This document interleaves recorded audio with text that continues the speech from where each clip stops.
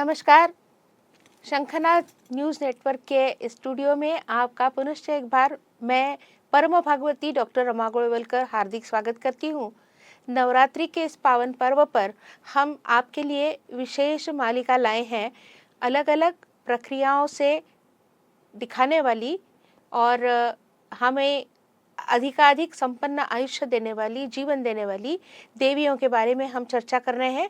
मेरे साथ मेरी सहयोगी हैं गान साधिका विशाखा मंगदे। नमस्कार। नमस्कार विशाखा जी। तो आज आप मुझे क्या पूछेंगी? आज मैं पूछना चाहती हूँ कि कल हमने मनोरंजन हेतु कामाक्षी देवी का पूरा स्वरूप देख लिया। जी हाँ, जी हाँ।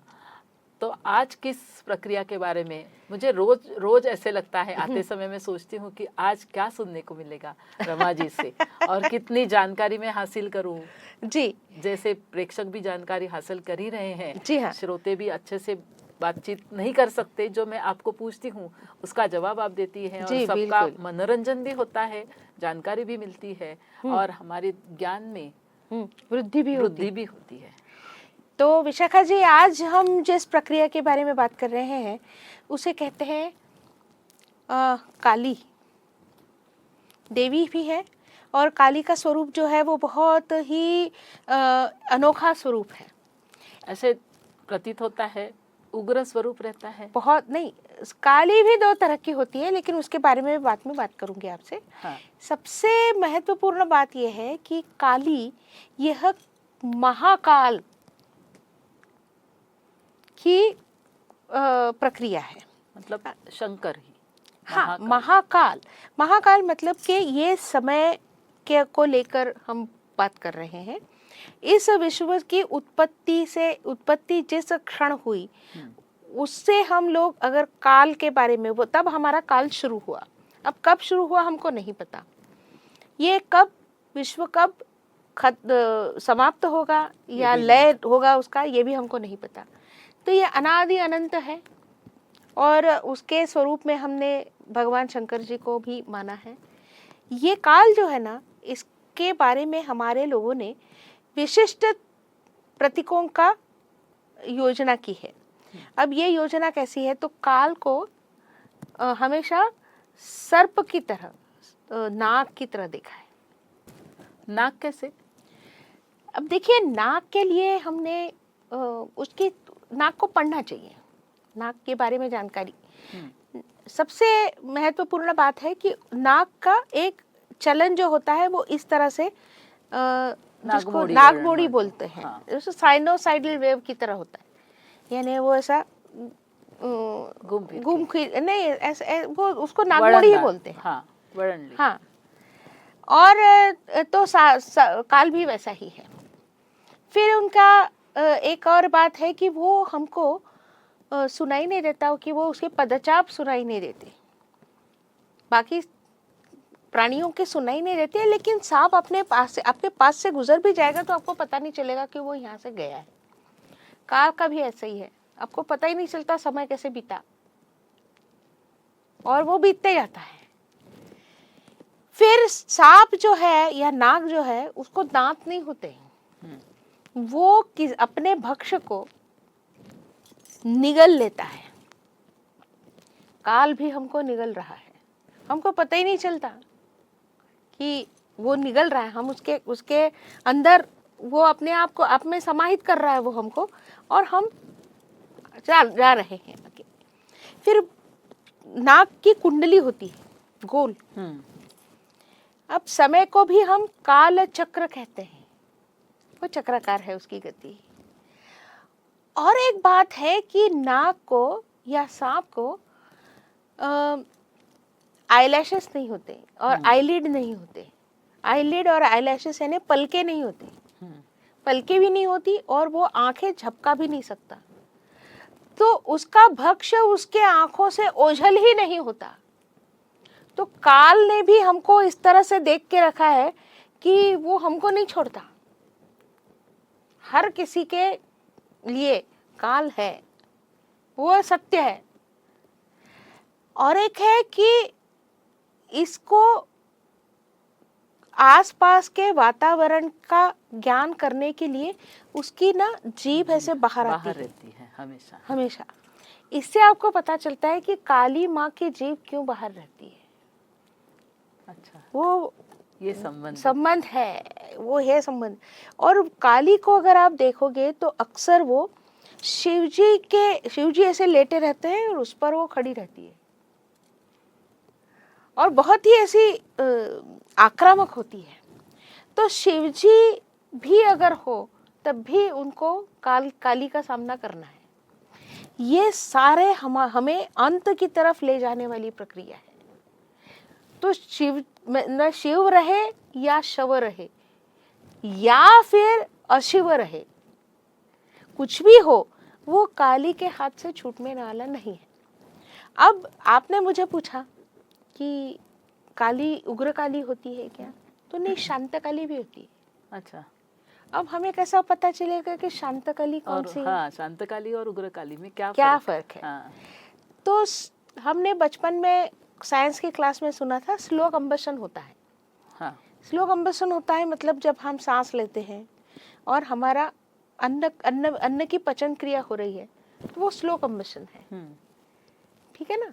या फिर रखे रखे लोहा जो है उस पर जंग चढ़ता है, वो स्लो कंबशन है।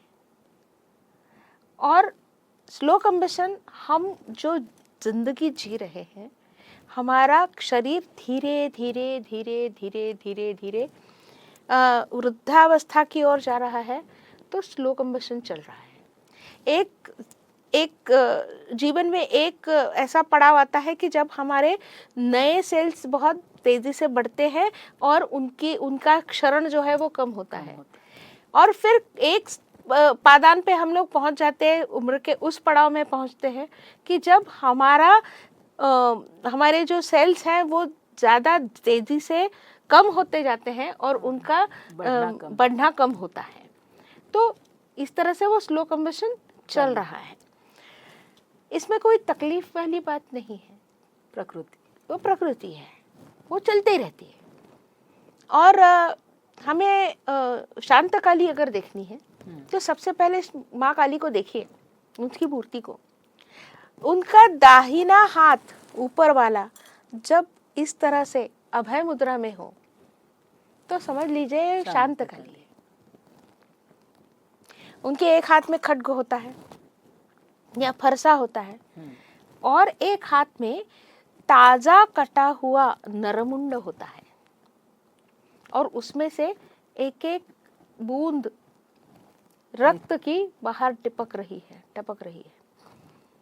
उनके हाथ में खप्पर भी होता है। उनके हाथ में वो नरमुंड जो है, ये हमें बता रहा है कि एक एक बूंद यानी एक एक समय का पल निकल रहा है हाथ से और वो लेकर वो खड़ी है। यानी तुम्हारा भी यही हाल होने वाला है, चिंता मत करो, लेकिन तुमको तकलीफ नहीं होगी।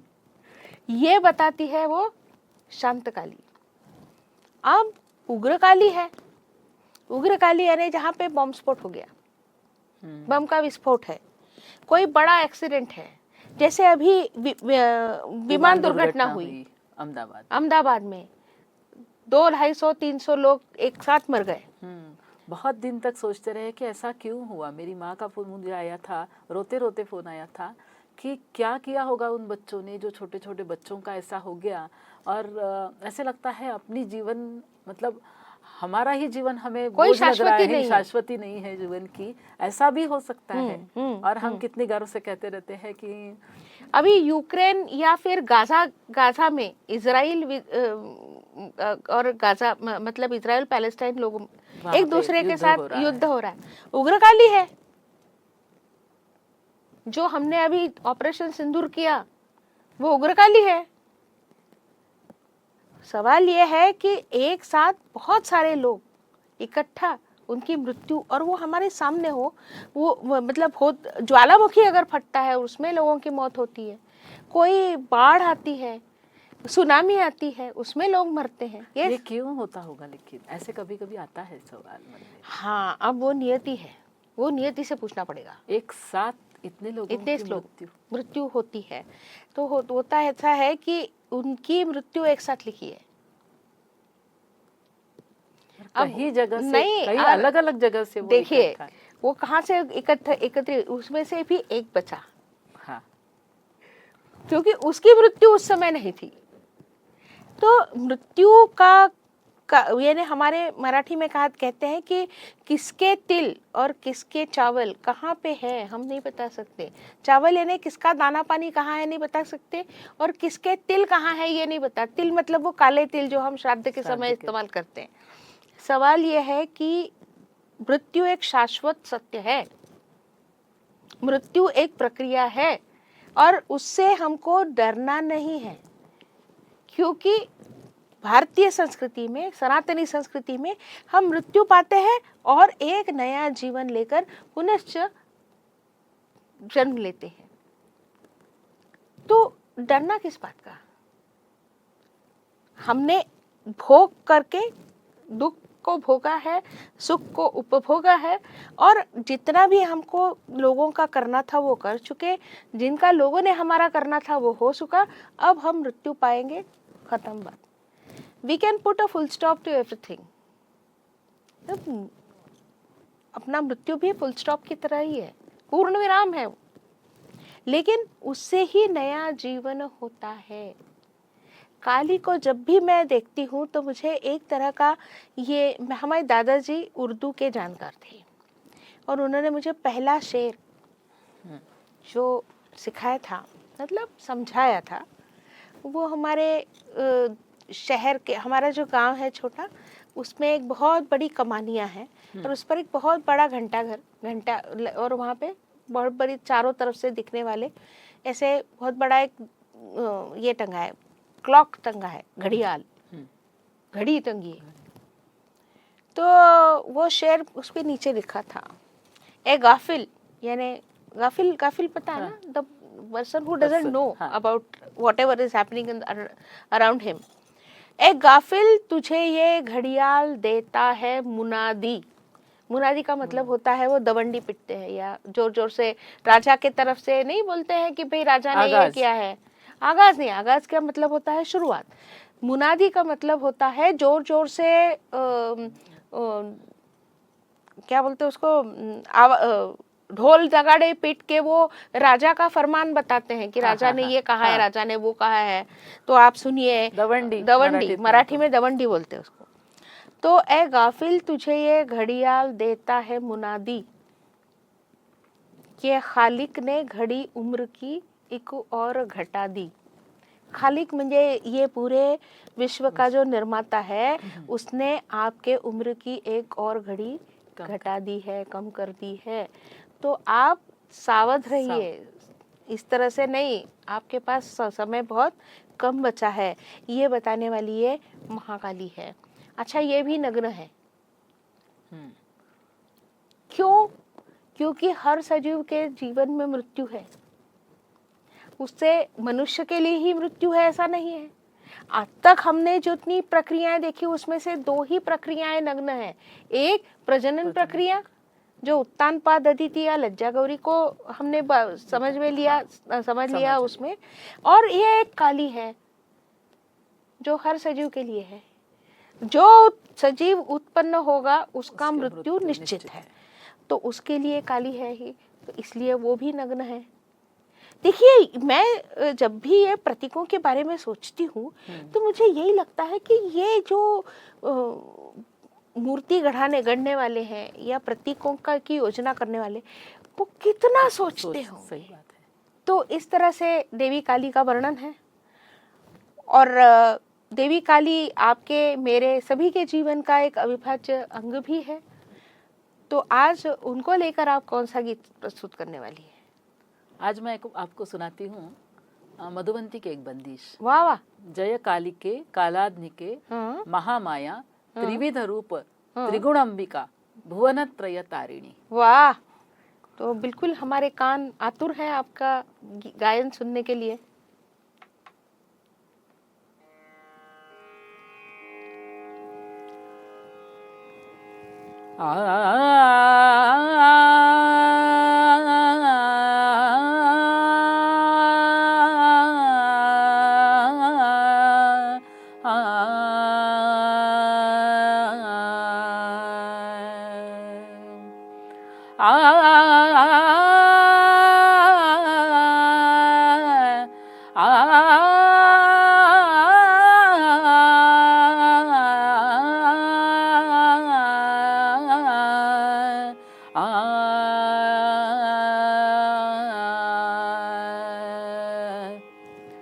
जय कालिके कालादिके जय कालिके कालादिके जय कालिके कालादिके जय कालिके कालादिके जय कालिके कालादिके महामाया त्रिविध रूप त्रिगुणाम्बिका भुवनत्रय तारिणी जय कालिके कालादिके जय कालिके कालादिके जय कालिके